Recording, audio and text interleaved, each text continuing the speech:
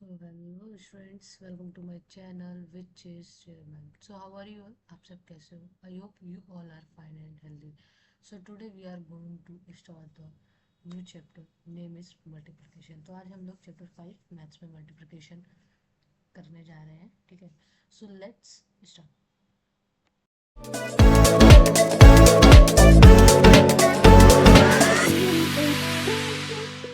पहले हम लोग पढ़ेंगे कि इस चैप्टर्स में क्या क्या चीज़ें इंक्लूडेड है, ठीक है?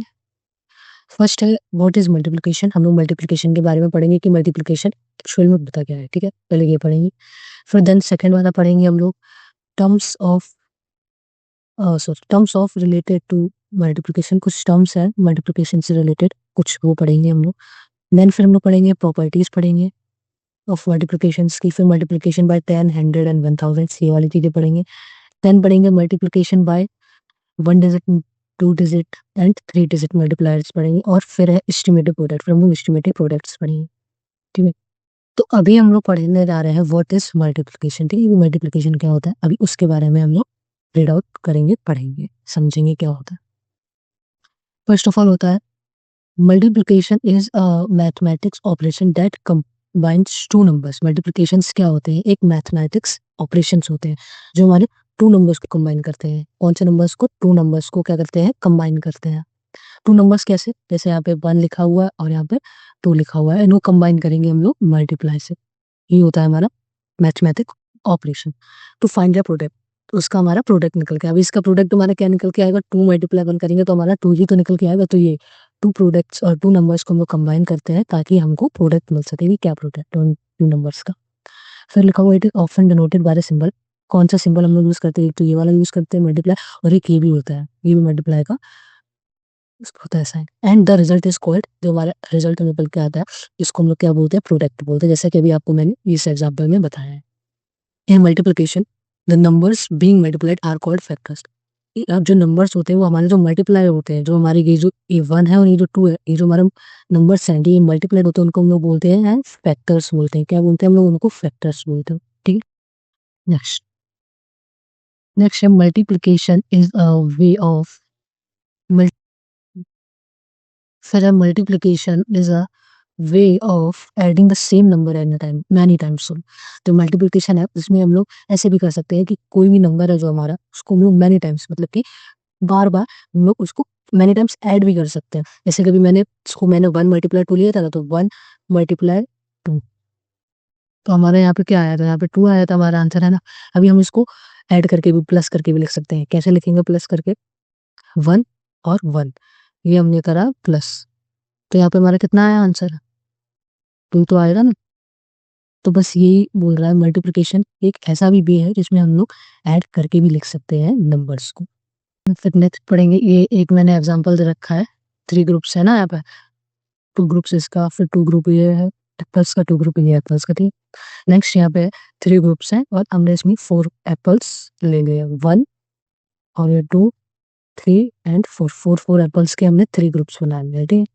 तो 4 + 4, या तो हम लोग मल्टीप्लाई कर लें, 3 × 4 करेंगे, या 4 टाइम्स 4 को 3 टाइम्स हम लोग या तो ऐड कर लें। हमारा आंसर कितना आएगा? हमारा आंसर 12 ही आएगा, है ना। हमारा इसमें भी मल्टीप्लाई करने में हमारा आंसर कितना आएगा?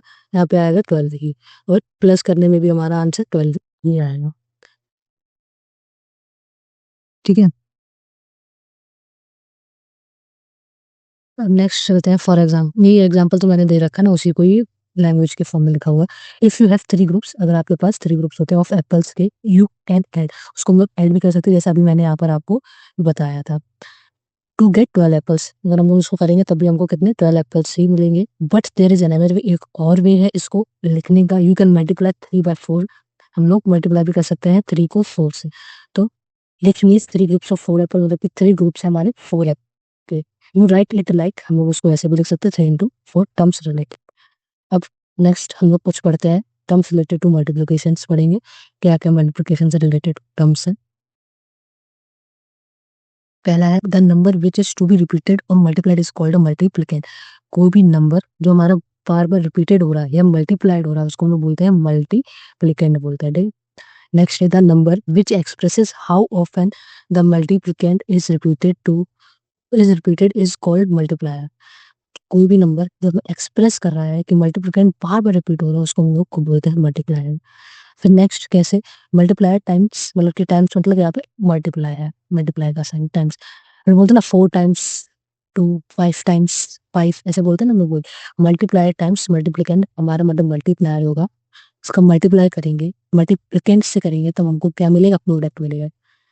जैसे कि अभी मैंने पीछे एग्जाम्पल बताया था ना 1 into 2 वाला, तो ये 1 क्या है हमारा, ये 1 है हमारा मल्टीप्लायर, और मल्टीप्लिकेंट कौन है, 2 है, और हमारा प्रोडक्ट क्या निकल के आएगा, 2। तो ये है हमारा 1 है हमारा मल्टीप्लायर, 2 है हमारा मल्टीप्लिकेंट, और प्रोडक्ट है हमारा 2, 2 को हम लोग पे। नेक्स्ट ये लो एग्जाम्पल भी आपको दे रखा है। 8 हमारा क्या है, मल्टीप्लायर है, 5 है हमारा मल्टीप्लिकेंट, और 40 क्या है हमारा प्रोडक्ट है। ठीक है, नेक्स्ट मैंने ये क्वेश्चन दे रखा है, आपको ये सॉल्व करना है। ठीक, next we know that multiplication is repeated addition. हम लोग जानते हैं कि जो हमारा मल्टीप्लिकेशन है रिपीटेड एडिशन, मतलब कि एडिशन में बार बार रिपीट होता है। ठीक है, multiplication is also use to find the number of object in an array. तो मल्टीप्लिकेशन है, हम लोग जो हमारा मल्टीप्लिकेशन है उसको हम लोग नंबर को भी फाइंड करने में यूज कर सकते हैं विद एरे, एरे के साथ। An array is a group of object. Array हमारा क्या होता है, एक ग्रुप ऑफ ऑब्जेक्ट है, या फिर सिंबल कह लो उसको, अरेंज जो हमारे कॉलम और रो में अरेंज होता है। ठीक है ना बच्चों, एरे क्या होता है, एक हमारा ऑब्जेक्ट ले लो या सिंबल ले लो कोई, जो हमारे कॉलम और रो में अरेंज होता है। ये ये एग्जाम्पल है, 2 रो है हमारे और इसके अंदर 9 कैरेक्टर्स रखे हुए हैं। अभी क्या होता है, एडिशन के फॉर्म में हम लोग 2 को 9 टाइम्स लिखेंगे तो वो हमारे लिए काफी ज्यादा लेंदी हो जाएगा, इसलिए हम लोग मल्टीप्लिकेशन का यूज करते हैं। इसलिए मल्टीप्लिकेशन बनाया गया है कि ताकि हमारे जो मेथड है यूज करने का एडिशन का, ज़्यादा टाइम ना लगे, है ना, काफ़ी ज़्यादा लेंदी भी हो जाएगा और काफ़ी हम लोगों का टाइम भी वेस्ट होगा उसमें ऐड करने में। इसलिए हम लोगों ने मल्टीप्लिकेशन बनाया। यहाँ पे 2 रो है ना, हमारी ये रहेगा फर्स्ट और ये सेकंड, और इसके अंदर कितने काउंट कर लेने लेने हैं, फिर कितने 9 है, तो 2 into 9 करेंगे 18 आ जाएगा। अब जैसे हम लोग ऐड करते 2 + 2 + 2 + 2 और ये लिखते फिर देन ऐड करते, तो काफ़ी थोड़ा हमारा टाइम वेस्ट होता है, इसलिए हम वो मल्टीप्लिकेशन का ऐसी जगह पे यूज़ करते हैं। अब यहाँ पे देखो 4 रो है 4 कॉलम है ना, और इसके अंदर है कितनी, 4 है, बट यहाँ पे थोड़ी प्रिंटिंग मिस्टेक, वो राइटिंग मिस्टेक हो गई है थोड़ी। 4 into 4 होगा हमारा, क्योंकि यहाँ पे 4 ही रो है, 4 ही कॉलम है, और उसके अंदर एप्पल्स भी सिर्फ 1 2 3 4 ही है, तो हमारा 4 into 4 क्या होगा, 16 आएगा। ठीक है, इसको कट कर लेना, ये वाली मत करना, ये थोड़ी सी गलती हो गई, I am really sorry for this. इसको कट कर लो, ये वाला है आपका। ठीक है, 6 into 3, इसके अंदर कितनी है, 1 2 3 4 5 6 7, इधर भी मिस्टेक है, 7 है बच्चा इसके अंदर। ठीक है, और कॉलम कितने हमारे, 1 2 और 3।